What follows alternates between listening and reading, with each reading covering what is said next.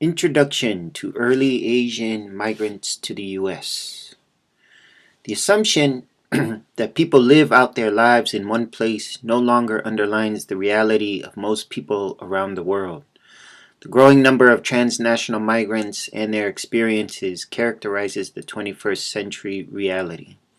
Transnational migrants are people who work, live, pray, and express their political interests in several contexts rather than in a single nation state.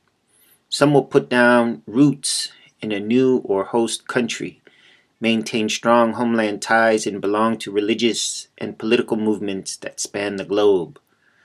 Exploring early Asian migration to the U.S. provides a historical framework to analyze the complexity of migration today. The push and pull factors of migration are central to understanding transnational migration.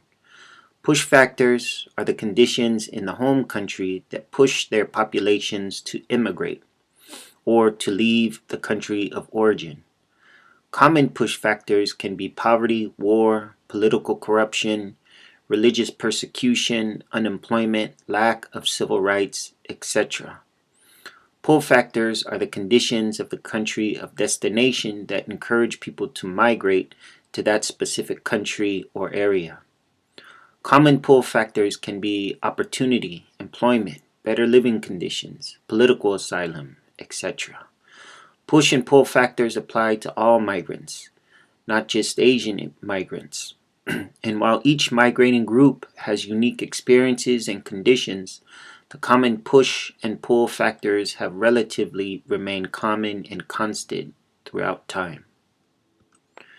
Early Asian migration to the U.S., 1850s to early 1930s, began with the Chinese gold seekers and laborers along the West Coast.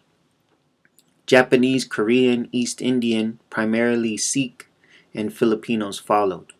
The majority were young, middle-aged males working in factories, road and railroad construction, agriculture, and domestic services, contributing greatly to local, national, and international economies.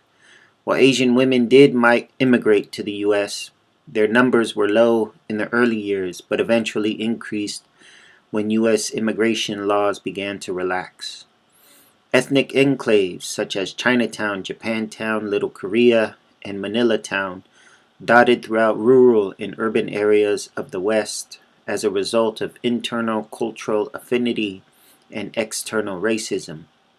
The common historical experiences of early Asian immigrants reveal socioeconomic and political patterns best understood through a cycle of racial conflict. A framework analyzing migration, race, and class, and further continues our critique of capitalism and U.S. imperialism. The cycle of racial conflict has 5 main features: cheap labor, migrant population increase, anti-immigrant sentiment, and exclusion and marginalization. The first, cheap labor. Capitalism is a profit motive system where the main objective is to increase profit by any means and regardless of consequences. Simple economic logic argues that decreasing expenses, keeping the cost of production as low as possible, increases profit.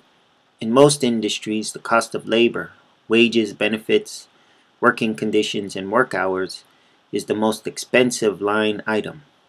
Thus, employers continuously search for cheap labor, or a labor pool they can force to work longer hours, lower wages, no benefits, and in hazardous working conditions.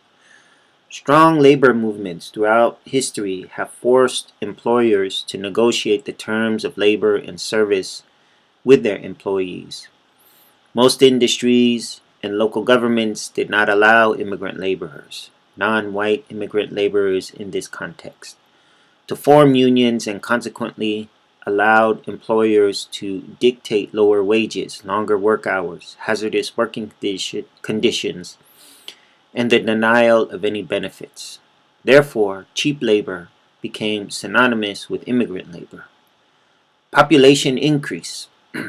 To continue accessing immigrant laborers, employers devised a two-pronged strategy: lobby American politicians to keep borders open for immigrant laborers, and collaborate with foreign countries to lure and recruit immigrant laborers to the U.S.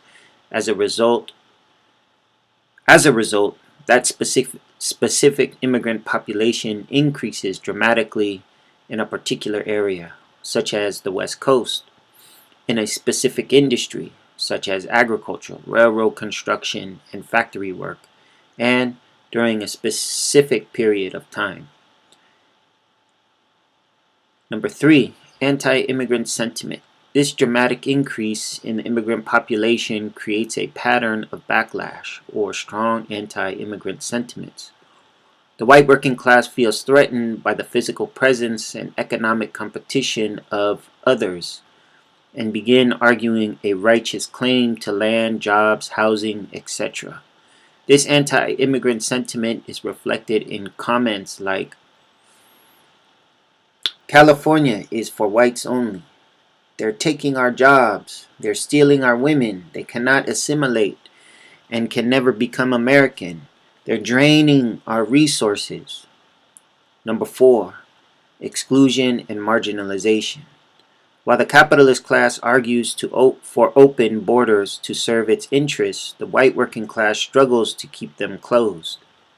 Conservative and reactionary politicians build their political platforms and careers by responding to xenophobic and nativist movements with anti-immigrant laws and legislation that exclude and keep out and marginalize to push to the margins of society specific targeted groups, such as segregated neighborhoods, segregated schools, anti-miscegenation law restrictions, voting restrictions, denial of public services, and dual wage systems.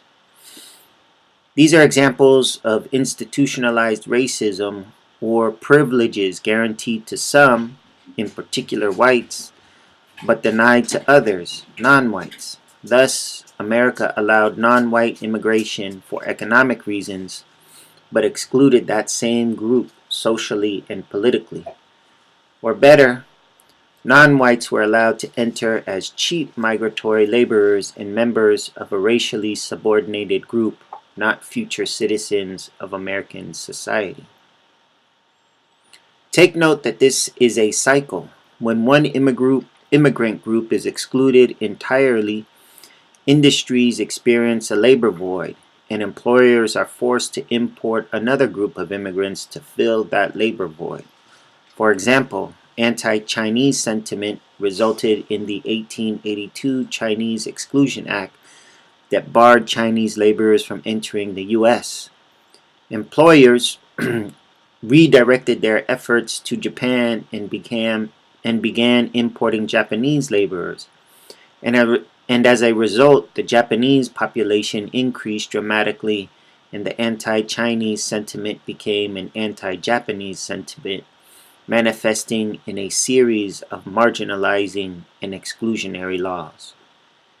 As broader exclusionary laws began to cover all Oriental laborers, including Korea, India, and the Philippines, capitalists once again redirected their efforts to Mexico, and the cycle continues. While many assume that immigration is random, it is actually organized, systematized, and follows patterns. Immigration patterns to the U.S. respond to the economy, labor demands, and particular needs of the capitalist class. During strong economic times, immigration laws are relaxed and borders are open and fluid. During economic downturns, immigrant laws are tightened and anti-immigrant sentiments resurface. The white working class targeting of immigrant laborers along the West Coast only serves the interest of the capitalist class, meaning as long as there is racial tension and antagonism between different groups of workers, those workers will not be able to recognize their common ground and shared experiences as exploited laborers. As the population in America begins to diversify, the need of a class consciousness becomes more important. Successful labor struggles for higher wages, benefits, shorter workdays, better working conditions, requires overcoming racial, ethnic, and gender barriers. As global conditions change, political climates swing left to right, and the needs of global capitalism shift. The racial, ethnic, and the countries of origin of transnational migrants also change. This is an introduction. See assigned materials for details and further analysis.